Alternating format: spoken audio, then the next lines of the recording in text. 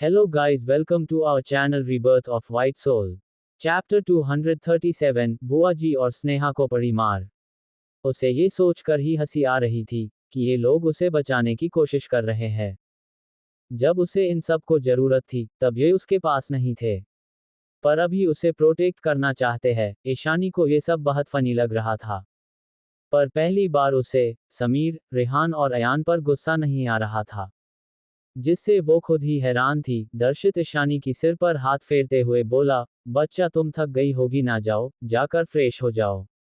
अब आगे। दर्शित की बात सुनकर ईशानी समझ गई कि उसका भाई उसे यहाँ भेजना चाहता है ताकि ये बुआ दादी उसे कुछ भी ना कहे। वहीं बुआ दादी और स्नेहा उन सबको ईशानी से इतने प्यार से बात करता देख समझ गई कि यही लड़की ईशानी है। अब तो स्नेहा और भी ज्यादा जलन होने लगी थी। ये गवार बेकार लड़की इतनी खूबसूरत कैसे हो सकती है।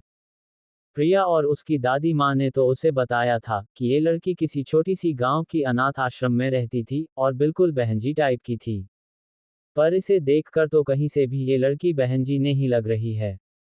दर्शित ईशानी की हाथ पकड़कर उसे वहां से ले जाने लगा। तभी बुआ जी की आवाज आई, क्या यही लड़की इस घर की असली बेटी है? तो इसी लड़की की वजह से हमारी राजकुमारी प्रिया इतनी तकलीफ में है। क्या इसने ही प्रिया की ये हालत की है, और इसकी वजह से ही तुम सब प्रिया से इतनी बुरा बिहेव कर रहे हो? देखो तो ये कितनी बातामीज है। क्या इसे पता नहीं कि बड़ों का कैसे सम्मान करना चाहिए?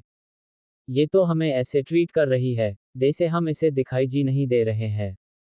क्या यही संस्कार मिला है इसे उस बेकार अनाथ आश्रम से?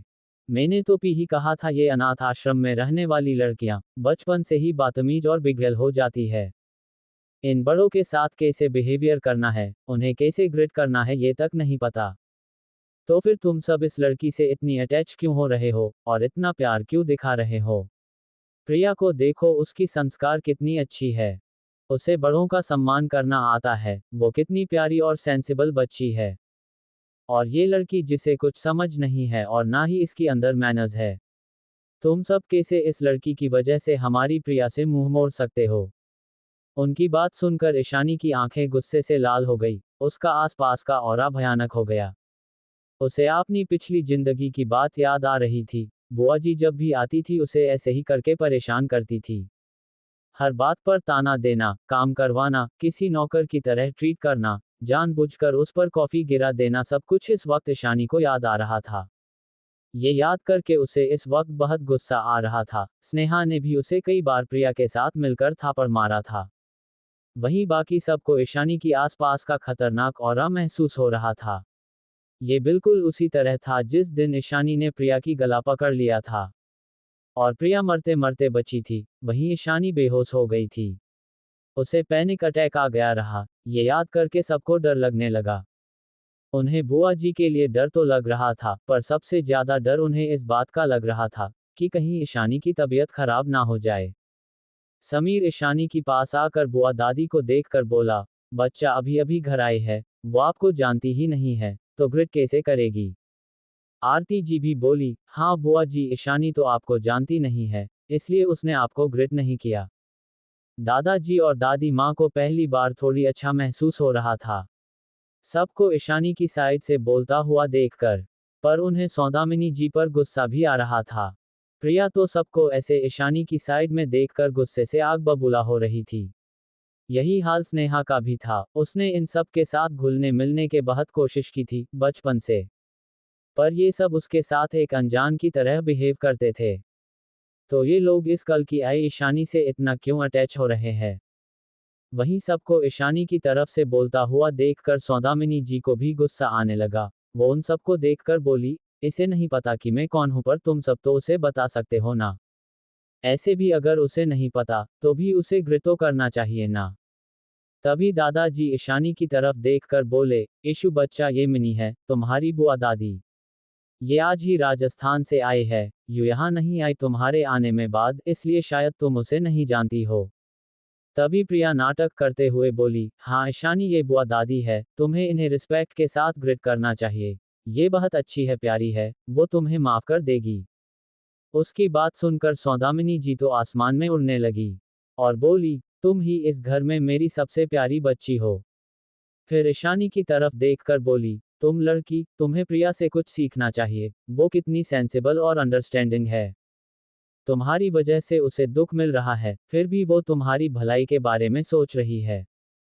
ईशानी जो अभी तक शांत खड़ी थी, उसकी चेहरे पर एक सरकास्टिक मुस्कान आ गई।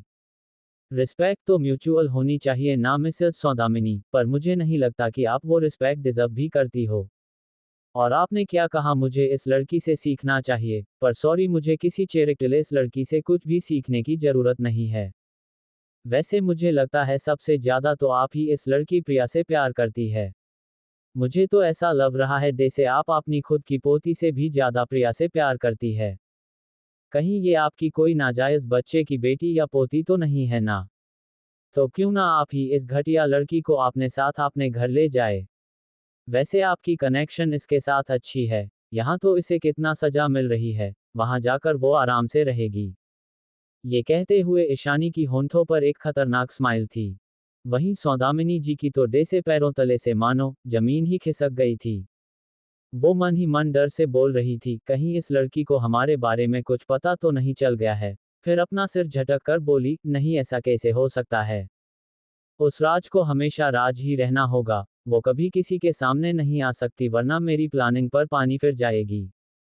नहीं, इस लड़की को कुछ पता नहीं होगा, ये तो बस एक छोटी सी बच्ची है। इतना सोच कर गुस्से से बोली, तुम घटिया लड़की, तुम्हारी हिम्मत कैसे हुई हमारे बारे में ऐसी बात करने की। लगता है किसी ने तुम्हें संस्कार नहीं सिखाया, मुझे तुम्हें एक अच्छा सबक सिखाना चाहिए ताकि तुम आगे ऐसी घटिया बात कभी ना करो। इतना कहकर वो आगे आए और समीर को साइड करके ईशानी को थापड़ मारने के लिए अपनी हाथ उठा दिया। ये देखकर सबकी आंखें बड़ी हो गई। वहीं नंदिनी तो तीखी स्माइल लिए बुआ जी को देख रही थी। उसे पता था अब तो ये बुढ़िया रोने वाली है। तभी ईशानी ने सौदामिनी जी की हाथ को पकड़ लिया और जोर से उनकी हाथ को मोड़ दिया। तो उनकी हाथ की हड्डियों की चटकने की आवाज आई और सौदामिनी जी की चीख उस पूरे लिविंग रूम में गूंज गई। घर वालों की साथ साथ दूर खड़े सर्वेंट भी हैरानी से सब कुछ देख रहे थे। सौदामिनी जी की हाथ की हड्डियां मानो टूटने की कगार पर थी। ईशानी ने झटके से उन्हें छोड़ दिया और गुस्से से बोली, आइंदा से मुझे छूने की कोशिश भी मत करना। फिर उनके पास जाकर बोली, वरना वो हाल करूंगी कि कोई तुम्हें पहचान भी नहीं पाएगा। उसकी बात सुनकर बुआ जी हद से ज्यादा डर गई। उन्हें ईशानी से इस वक्त बहुत डर लग रहा था। वहीं अपनी दादी माँ की ये हालत देखकर स्नेहा से रहा नहीं गया। वो आगे आकर गुस्से से बोली, तुम्हारी हिम्मत कैसे हुई मेरी दादी माँ को मारने की। इतना कहकर वो डे से ही ईशानी को मारने वाली थी। ईशानी ने उसकी बालों से उसे पकड़ लिया और उसकी गालों पर थापड़ मारने लगी। स्नेहा को समझ ही नहीं आया कि अचानक क्या ही गया। उसे सामने खड़ी ईशानी 2-4 गुना ज्यादा नजर आ रही थी। वहीं ईशानी तो अपनी पिछली जन्म का बदला ले रही थी। इस लड़की ने भी तो उसे कई बार थापड़ मारा था और ईशानी की डिक्शनरी में तो माफी लिखा ही नहीं था। खास करके उनके लिए जिन्होंने उसे हद से ज्यादा दर्द दिया था और परेशान किया था। बाकी सब चुपचाप खड़े थे, कोई भी ईशानी को रोकने के लिए आगे नहीं आ रहा था। स्नेहा चाहकर भी ईशानी की हाथ से खुद को छुड़ा नहीं पा रही थी। वहीं किसी को कुछ ना कहता देख सौदामिनी जी अपनी होश में आए और ईशानी की तरफ देखकर बोली, ए लड़की, तुम्हारी हिम्मत कैसे हुई मुझे हाथ लगाने की और मेरी पोती को मारने की। छोड़ उसे। उन्हें इस वक्त अपनी हाथ में बहुत दर्द हो रहा था, पर वो स्नेहा को ऐसे मार खाते हुए नहीं देख सकती थी। वो सबकी तरफ देखकर बोली, आप सब अब भी चुप खड़े हो, आपको दिख नहीं रहा है क्या कैसे ये जंगली लड़की ने मुझे मारा और अब स्नेहा को मार रही है। कोई उसे रोको, ये लड़की सच में बहुत ज्यादा इल मैनर्स वाली है। तभी नंदिनी गुस्से से बोली, ओ ए बुढ़िया, तुम जो कोई भी हो, तुम्हें किसने हक दे दिया मेरी इशू के बारे में ऐसा बोलने की। मुझे तो तुम्हें देखकर लगता है जैसे तुम दोनों दादी पोती किसी सकस से आए जोकर हो।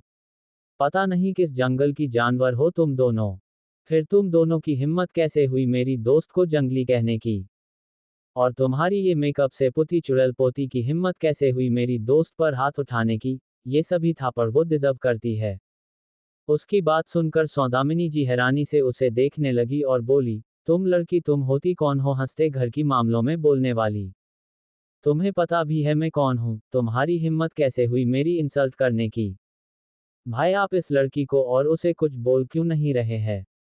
क्या आपको दिख नहीं रहा है कि कैसे वो स्नेहा को मार रही है? और ये लड़की कैसे हमारी इंसल्ट कर रही है? ये कहकर वो रोने लगी और बोली, क्या इस घर में अब मेरी यही औकात रह गई है कि कोई भी मेरी बेइज्जती करे और हम पर हाथ उठाए? दादाजी असहाय होकर सब कुछ देख रहे थे। उन्हें अपनी बहन से प्यार था, पर उन्हें अपनी पोती से सबसे ज्यादा प्यार था। वो ईशानी की तरफ देख मार बोली, ईशानी बच्चा, अब उसे छोड़ दो, उसे अपनी गलती की सजा मिल चुकी है। आपनी दादाजी की बात सुनकर ईशानी ने मन ही मन सोचा, मेरे दादाजी कितने भोले हैं, उन्हें ये तक नहीं पता है कि कौन उनके दुश्मन है और कौन दोस्त। उसने एक झटके से स्नेहा की बाल को छोड़ दिया, तो स्नेहा धड़ाम से नीचे गिर गई।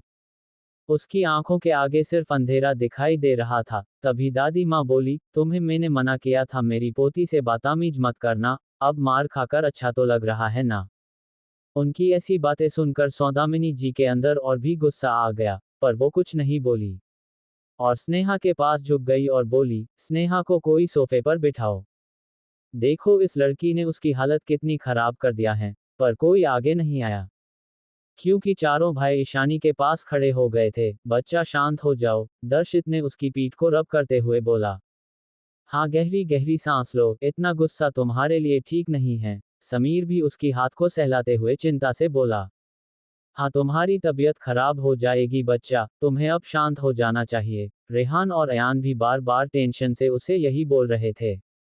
उन्हें डर लग रहा था कि कहीं पिछली बार की तरह ईशानी ज्यादा गुस्सा और पैनिक होने की वजह से बेहोश ना हो जाए। ईशानी को पता नहीं क्यों उन चारों भाइयों को अपनी इतनी चिंता करते देख एक अलग ही फीलिंग हो रही थी। वहीं दादा, दादी, सुकेत जी और आरती जी भी चिंता से ईशानी को ही देख रही थी, जिसे देखकर सौदामिनी जी और स्नेहा का चेहरा गुस्सा और नफरत से भर गया था। प्रिया तो और भी ज्यादा गुस्से में थी, कुछ भी उसकी प्लान के हिसाब से नहीं हो रहा था। उसने तो सोचा था बुआ दादी और स्नेहा उसकी मदद करेंगे ईशानी को सबक सिखाने में, पर यहाँ तो वो दोनों ही आते ही ईशानी से मार खाकर पड़े थे। ईशानी को सब शांत कराने की कोशिश कर ही रहे थे, तभी किसी ने आकर सबको ईशानी से दूर कर दिया और ईशानी को अपने गले से लगा लिया। जैसे ही ईशानी को मोक्ष की बाहों की गर्मी महसूस हुई, उसकी बेचैनी पूरी तरह से खत्म हो गई। ये मोक्ष ही था, जो बाहर ईशानी की आने का वेट कर रहा था, ताकि वो दोनों क्लब जा सके, पर जब ईशानी को आने में देर हुई तो वो अंदर आ गया। चैप्टर 238, सौदामिनी जी की हैरानी, दो और सर्वेंट। ईशानी को सब शांत कराने की कोशिश कर ही रहे थे, तभी किसी ने आकर सबको ईशानी से दूर कर दिया और ईशानी को अपने गले से लगा लिया। जैसे ही ईशानी को मोक्ष की बाहों की गर्मी महसूस हुई, उसकी बेचैनी पूरी तरह से खत्म हो गई। ये मोक्ष ही था, जो बाहर ईशानी की आने का वेट कर रहा था, ताकि वो दोनों क्लब जा सके, पर जब ईशानी को आने में देर हुई तो वो अंदर आ गया। उसने सीसीटीवी फुटेज भी देख लिया था, लिविंग रूम का, जिसकी एक्सेस उसके पास हमेशा रहती थी। उसने ये ईशानी की सेफ्टी के लिए लिया था। उसे ये तो पता नहीं था कि ये दोनों नमूने कौन है, पर उसे उन पर बहुत गुस्सा आ रहा था। मोक्ष ईशानी को गले लगाए उसकी पीठ को रब कर रहा था। वो जानता था उसकी बीबी गुस्से में है। वो नहीं चाहता था उसकी बीबी की गुस्से की वजह से उसकी तबीयत खराब हो जाए। वहीं घरवालों को तो कोई खास फर्क नहीं पड़ा, क्योंकि वो कई बार ऐसे मोक्ष और ईशानी की प्यार भरी मोमेंट को देख चुके थे। पर सौदामिनी जी और स्नेहा की आंखें तो मानो बाहर आने को थी। उन्हें मोक्ष का चेहरा ठीक से दिखाई नहीं दे रहा था। तभी रेहान मोक्ष के सामने से हट गया तो दोनों को उसका चेहरा साफ साफ नजर आने लगा। स्नेहा की आंखें तो बड़ी बड़ी हो गई थी, भला वो मोक्ष राजवंश को कैसे नहीं पहचान सकती थी। भले ही उसने कभी उसे रियल में नहीं देखा था, पर उसने बिजनेस मैगजीन में उसे कई बार देखा था, जिसे दुनिया का और बिजनेस वर्ल्ड का सबसे पावरफुल इंसान कहा जाता था। रूथलेस किंग, जिसे देखने के लिए भी लोगों को महीनों तक अपॉइंट लेकर इंतजार करना पड़ता है। स्नेहा तो दिल ही दिल में मोक्ष को बहुत पसंद करती थी। उसे तो कब से मोक्ष से मिलना था, इसलिए वो बस किसी बिजनेस पार्टी होने का इंतजार कर रही थी। पर अभी उसे आपने सामने देखकर स्नेहा हैरान थी, पर तभी उसे ध्यान आया कि मोक्ष ईशानी को गले लगाए खड़ा है। ये देखकर उसे गुस्सा आने लगा और ईशानी से बहुत ज्यादा जलन होने लगी। उसका मन कर रहा था वो अभी जाकर मोक्ष को ईशानी से दूर कर दे। सौदामिनी जी तो आंखें फाड़े ये सब देख रही थी, पर वो मोक्ष को पहचान नहीं पा रही थी। क्योंकि वो बिजनेस मैगजीन वगैरह नहीं देखती थी। वो चिल्लाते हुए बोली, देखो इस बेशर्म लड़की को कैसे सबके सामने किसी लड़के की बाहों में खड़ी है, इसे जरा सा भी शर्म नहीं आ रही है। उनकी आवाज से सब उनकी तरफ अजीब नजरों से देखने लगे। वहीं प्रिया की तो मोक्ष को देखते ही हालत खराब हो रही थी। उसे ही पता था कि मोक्ष कितना रूथलेस है। उसने ही तो उसे सबसे ज्यादा टॉर्चर किया था, उस बेस में, फिर घर में भी उसने ही उसे सर्वेंट की तरह रहने की पनिशमेंट दी थी। अब तो मोक्ष को देखते ही उसे डर लगता था, उसे पाने की ख्याल तो अब उसके दिमाग में आ ही नहीं रहा था।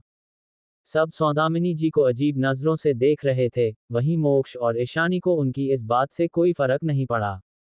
ईशानी मोक्ष से अलग हुई, तुम जाओ तैयार हो जाओ, हमें लेट हो रही है।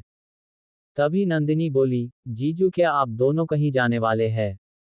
उसे लग रहा था शायद कोई बिजनेस मीटिंग होगी। हाँ, मोक्ष ने बस छोटा सा आंसर दिया। फिर उसने ईशानी की हाथ को देखा और बोला, क्या इसे मार के तुम्हारी हाथों में दर्द हो रहा है? तुमने बॉडीगार्ड को क्यों नहीं बुला लिया पहले अंदर? फिर उसकी गाल को प्यार से सहलाते हुए बोला, इसे मार के तुम्हारी हाथ गंदे हो गए हैं। ये कहकर उसने ऐसे रिएक्ट किया जैसे सौदामिनी और स्नेहा कोई कचरा हो। वहीं सबको अपनी बातों को ऐसे इग्नोर करता देख सौदामिनी जी को गुस्सा आ रहा था। और अब मोक्ष की मुंह से अपनी और अपनी पोती के लिए इतनी बेइज्जती भरी बातें सुनकर तो उन्हें और भी ज्यादा गुस्सा आ रहा था। स्नेहा को भी बहुत बेइज्जती महसूस हो रहा था, गुस्से और शर्म से उसका गाल जल रहा था। उसे नहीं पता था कि जिसे वो दिल ही दिल में पसंद करती है, वो उसे किसी कचरे की तरह ट्रीट करेगी। क्या वो इतनी बुरी है जिसे छूकर ईशानी की हाथ गंदी हो जाएगी? उसे समझ नहीं आ रहा था कि मोक्ष राजवंश यहाँ ईशानी के पास क्यों है। वो तो किसी लड़की को अपने आसपास तक नहीं आने देता, वरना अब तक तो पता नहीं कितनी लड़कियां उसे अपनी बॉयफ्रेंड बनाने आ जाती। जैसे ही ईशानी जाने वाली थी, सौदामिनी जी चिल्लाते हुए बोली, ए लड़की रुक, तू ऐसे कैसे जा सकती है? फिर घरवालों की तरफ देखकर बोली, आप लोग भी कुछ नहीं बोल रहे हो, ये लड़की सबके सामने अपनी आशिक के साथ है। फिर भी आप सब चुप क्यों है, और ये कैसी संस्कार है इसकी, को बड़ों के सामने ही ये बहाया की तरह लड़कों से लिपट रही है। उनकी बात सुनकर मोक्ष की आंखें ठंडी हो गई, उसने ईशानी को आंखों से यहाँ से जाने का इशारा किया। उसकी आसपास का ऑरा बहुत खतरनाक था, सौदामिनी जी, स्नेहा और प्रिया को तो डर कब रहा था। तो ईशानी की होंठों पर स्माइल आ गई, वो अपनी रूम की तरफ चली गई। नंदिनी भी उसके पीछे पीछे चली गई, क्योंकि उसे जानना था कि ईशानी और मोक्ष जीजू कहाँ जा रहे हैं। अगर वो किसी डेट पर जा रहे हैं, तो वो ईशानी को खुद तैयार करना चाहती थी।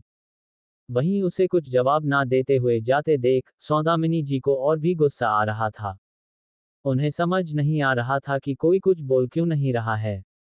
उन्होंने अपनी डर को अपनी चेहरे पर नहीं आने दिया, पर प्रिया का चेहरा तो डर से पीला पड़ा हुआ था। सबको तो सौदामिनी जी के लिए डर लग रहा था, क्योंकि उन्हें पता था मोक्ष ईशानी के लिए क्या क्या कर सकता है।